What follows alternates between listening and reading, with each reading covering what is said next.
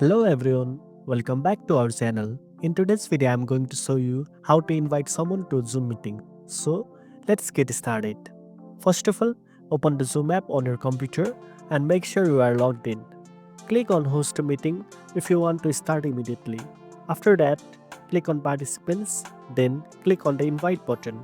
This will open a new window with options to invite through contacts, email, or a link. Now, if you prefer to send an invite by email, just enter the email address of the people you want to invite and hit send.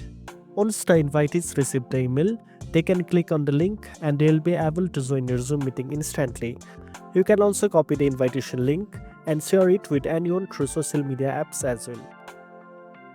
If you want to invite someone for a scheduled meeting, click on Schedule, enter the title, date, and time, and you can invite participants by entering their email address in the Attendees section. In the Meeting ID section, click Personal Meeting ID, and you can simply share this ID with the person you'd like to invite. After that, click Save, then go to the Meeting section. Here you will see the meeting's detail. Click on the Three Dot More option, and from the drop down menu, click on Copy Invitation. Now you can share this copied link with anyone you want to join your meeting.